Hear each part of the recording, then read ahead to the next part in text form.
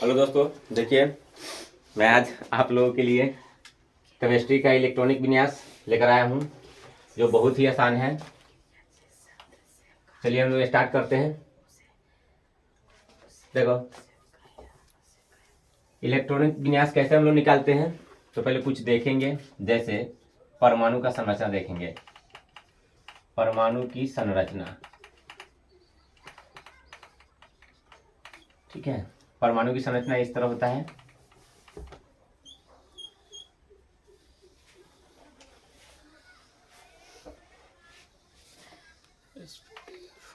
ठीक है,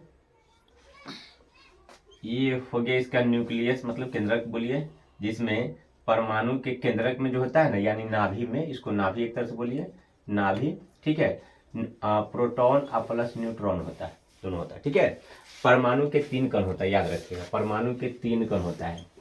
पहला नाम याद रखिएगा, है ना, प्रोटॉन, न्यूट्रॉन और इलेक्ट्रॉन। ठीक है, बात समझे। ये दोनों परमाणु के कहाँ पाया जाता है? नाभिक में। कहाँ पाया जाता है? नाभिक में। ठीक है, ये दोनों कहाँ पाया जाता है? नाभिक में। ठीक है, परमाणु के कितने कण होते हैं? 3 कण। याद रखें, परमाणु के 3 कण होते हैं। हम यहाँ पूरा स्पष्ट लिखते हैं, फिर से देखो, परमाणु के 3 कण होते हैं, 3 कण। सीधा देखो ध्यान से, पहला प्रोटॉन, है ना, प्रोटॉन। दूसरा इलेक्ट्रॉन बोल दीजिए, इलेक्ट्रॉन। और तीसरा न्यूट्रॉन। ठीक है, स्ट्रक्चर को भी इधर रखिए। इतना समझ में आया सबको? किसी को दिक्कत नहीं? ठीक है, इलेक्ट्रॉन पर ऋणात्मक चार्ज होता है। ठीक है, ऋणात्मक, प्रोटॉन पर प्लस चार्ज होता है। ठीक है, और न्यूट्रॉन जो होता है उदासीन होता है, उदासीन, इस पे कोई चार्ज नहीं होता है। ठीक है, याद रखिए, पूछ देगा एग्जाम में कि परमाणु कितने कण होते हैं? 3। कौन कौन? Proton, electron, neutron. ठीक है, अब समझिए, प्रोटॉन और न्यूट्रॉन ये दोनों कहाँ पाया जाता है? परमाणु के, परमाणु के कहाँ पाया जाता है? नाभिक में। कहाँ पाया जाता है? परमाणु के नाभिक में पाया जाता है। क्लियर? समझ गए? और पूछ देगा एग्जाम में कि इलेक्ट्रॉन पर आवेश होता है क्या? ऋणात्मक।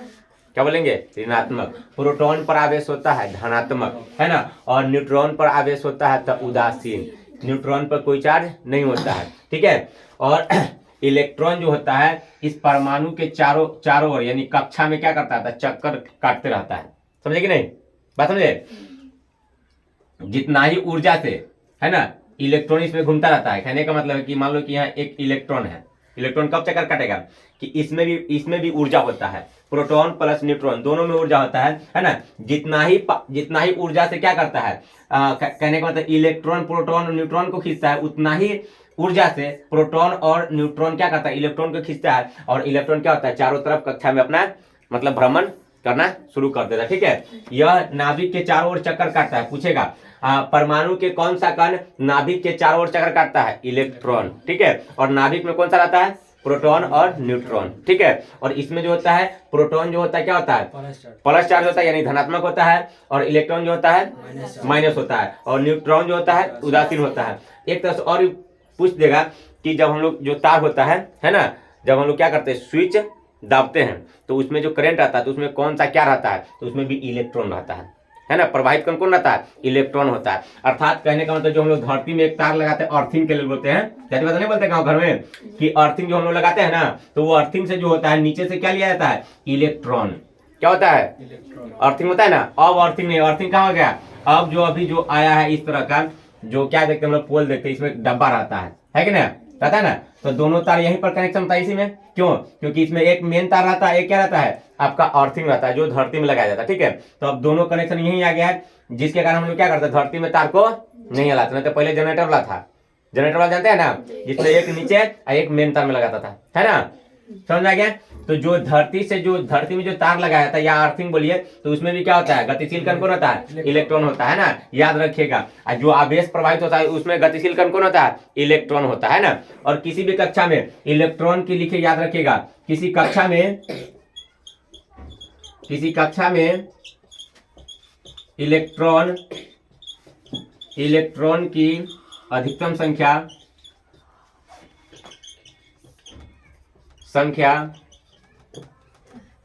2n² होता है। ठीक है, याद रखिएगा, ये कक्षा की संख्या हो गया। आप यहाँ रखते चलिए, आपका पूरा क्या हो जाएगा, निकलते चल जाएगा इलेक्ट्रॉन की संख्या। याद रखिए, किसी भी कक्षा में इलेक्ट्रॉन की अधिकतम संख्या कितना होता है, 2n² होता है। इसको याद रखिएगा, ये पूछा गया क्वेश्चन। ठीक है, इसको आप लोग उतारिए। चलिए अब ध्यान दीजिए, आज हम जो तरीका बताएंगे ना, इतना बेस्ट तरीका बताएंगे इलेक्ट्रॉनिक विन्यास निकालने का। अब समझो, ये परमाणु का संरचना हो गया। ठीक है, इसका अपना कक्षा होता है। ठीक है, कक्षा, जैसे ये फर्स्ट कक्षा, इसका नाम हम लोग के देते हैं। ठीक है, ये हो गया दूसरा L, ये हो गया तीसरा M, चौथा क्या हो गया N। ऐसे जाते रहता है, वो आगे भी कक्षा जाते रहता है। ठीक है, और इसी का है ना उपकक्षा भी होता है। एक कक्षा होता है, एक उपकक्षा होता है। ठीक है, उपकक्षा कहने का मतलब उसको दिखाते हैं हम लोग क्या, S P D F। ठीक है, ये क्या हो गया, उपकक्षा हो गया। ठीक है, कक्षा का नाम हो गया क्या, या कोष बोलिए। ठीक है, कक्षा या कोष बोलिए। ठीक है, पहले इसको ध्यान दीजिए।